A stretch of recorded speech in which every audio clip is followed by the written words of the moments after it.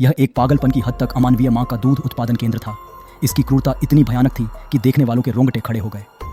जब पुलिस वहां हड़बड़ाकर पहुंची तो जो दृश्य उन्होंने देखा वह हर किसी को हिला देने वाला था। सामने काले दिल वाले व्यापारी महिलाओं के शरीर में ट्यूबें लगा रहे थे। हवा में झूलती पारदर्शी नली में अभी अभी निकला मां का दूध बह रहा था।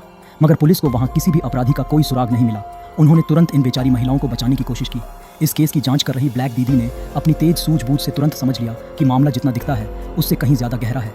वह तुरंत फैक्ट्री के पीछे जा पहुंची और पाया कि इन नलियों का दूसरा सिरा एक कंटेनर से जुड़ा हुआ था और कंटेनर के नीचे रखे थे नवजात शिशु, जिन्हें इन्हीं नलियों से मां का ताजा दूध मिल रहा था। इस तरह एक ऐसा स्वचालित पालन पोषण तंत्र बनाया गया था जो इंसानियत की हदें पार कर चुका था।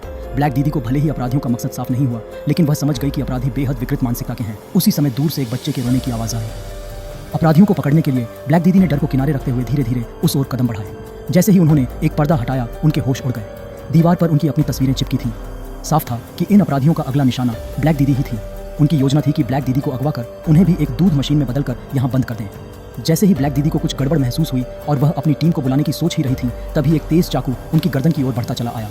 लेकिन उसी पल ब्लैक दीदी के दिमाग में एक दृश्य कौंध गया। वह दृश्य जब उन्होंने दर्जनों अपहृत महिलाओं को बचाया था। यही वजह थी कि मानव तस्कर अब उन्हें निशाना बना रहे थे। मगर ब्लैक दीदी इतनी आसान शिकार नहीं थी। उसने तुरंत पलटकर जवाबी हमला किया, कमर से अपनी पिस्तौल निकाली और एक ही झटके में गोलियों से उस तस्कर का सीना छलनी कर दिया। और यही होता है महिलाओं की तस्करी करने वालों का अंजाम।